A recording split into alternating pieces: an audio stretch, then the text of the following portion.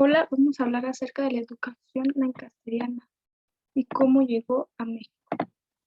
¿Qué es la educación lancasteriana? Es un sistema lancasteriano que fue muy atractivo para los estados, pero más para México. Fue una de las primeras compañías que llegó y se fundó el 22 de febrero de 1822, el cual era una educación que era muy atractiva para todos estos estados y un solo profesor podía dar la clase de 300 a 1000 alumnos y esto bajaba considerablemente el costo sobre la educación escolarizada. Mientras más alumnos hubiera, obviamente bajaba más el costo para tener una educación. También, ¿cómo funcionaba el método lancasteriano? Pues fue una que rompía con lo tradicional de todas las escuelas, ya que entre el docente y el alumno había mayor comunicación y era mejor, era como más fuera de lo común, con más estrategias de aprendizaje. También podía enseñarse a alguien que está en algún proceso de aprender, que aún es un alumno. Por ejemplo, puede tener algunos de los contenidos siguientes, como es la lectura, el orden, la escritura, la gramática, la aritmética, el dibujo, la costura y el canto. También uno de lo más importante es dónde se originó la educación lancasteriana o la escuela lancasteriana. El origen de esta compañía fue que era inglesa y se debía su nombre a uno de sus fundadores, ya que su fundador era Joseph Lancaster. De eso se deriva la escuela lancasteriana. Otro fundador de esta fue Andrew Bell, el cual en el sistema fue introducido en México por Manuel Codorniu, el cual también es uno de los fundadores del periódico llamado El Sol. También la enseñanza de esta escuela es mutua, por ejemplo, puede ser de maestro a alumno y viene de apoyar la disminución de la fuerza del clero. También, dependiendo de los estados, defendían lo que era la educación y trataba de darse a conocer la Biblia y los asuntos relacionados a la religión. También como ésta buscaba enseñar a las personas sin importar la condición social o la edad. Como ya bien dijimos, esta escuela se basaba más en estudiar y sin importar qué edad ni qué clase social tuviera, la va a ayudar a cualquier persona, dependiendo de cuál sea la importancia que tuviera, se le va a dar educación.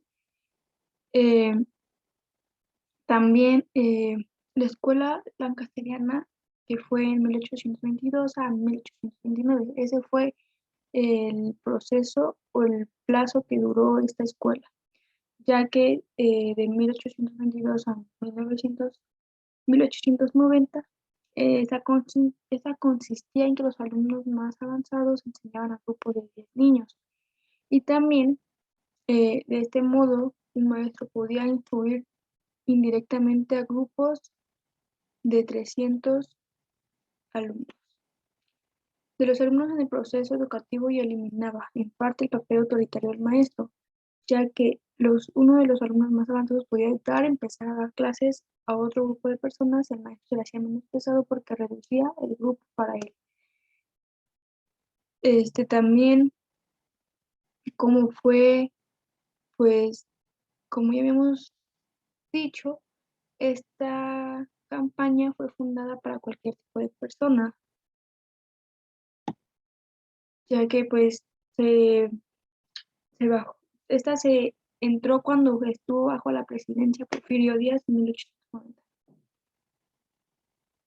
Cuando entró Porfirio Díaz fue cuando esta escuela por completo se disolvió y fue cuando terminó la etapa de la escuela lancasteriana, porque recordemos que empezó en 1822 y terminó en 1890, cuando empezó la, la presidencia de Porfirio Díaz.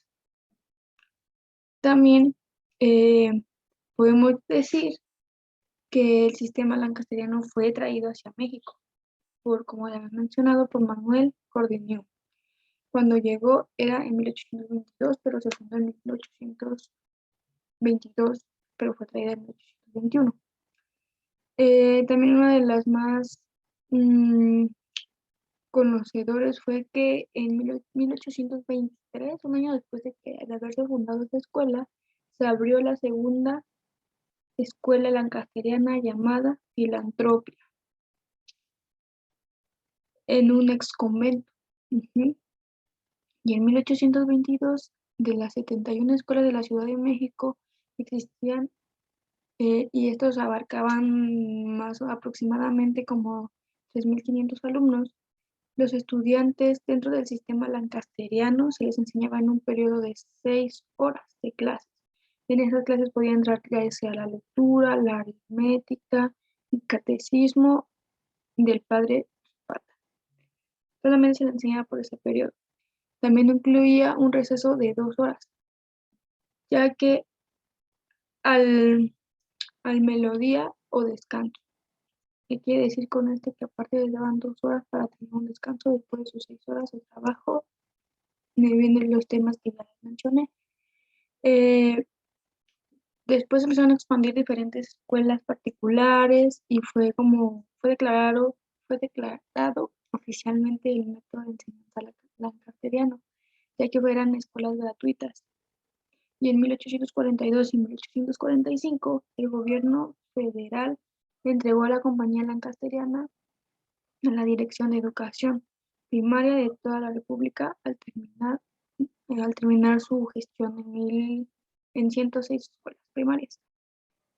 También fue como, dependiendo de cómo vio que tenían muy alto este tipo de demanda en sus escuelas, quisieron ya no solamente ser como algo privado, sino simplemente llevarlo a la Dirección de Educación para poderla hacer aún más demandada esta escuela. Eh, También, una de las cosas que podemos hablar de la escuela lancasteriana es que teniendo en cuenta que también fueron los fundadores Enrique Lomque, el cual él está metido y también fue uno de los fundadores de esta escuela. En 1833 se fundó la escuela, la que era una escuela de modelo de Orizaba y Oaxaca. Es una de las escuelas que también se hablaba más y eran más conocidas para ellos. Como ya mencionamos, las escuelas pueden llegar a ser gratuitas. Dependiendo del tiempo que fue avanzando, fueron armándose aún más esa escuela. También fue cuando se incorporó esta escuela lancasteriana, se empezaba a cobrar presencia luego de haber sido fundada en la Ciudad de México en el mismo año, el cual cuando Joseph Lancaster popularizó la técnica pedagógica en la enseñanza mutua entre el maestro y el alumno. También,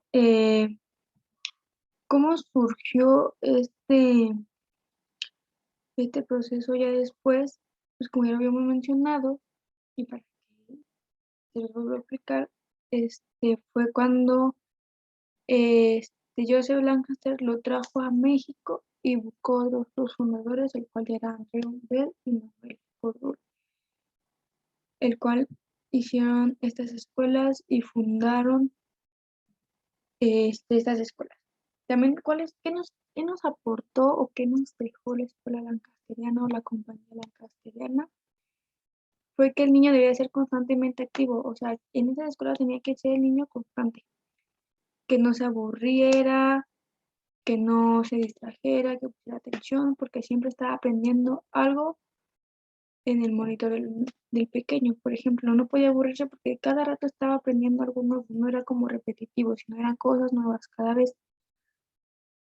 También insistía en que cada niño debe tener algo que hacer en cada momento y una razón para hacerla.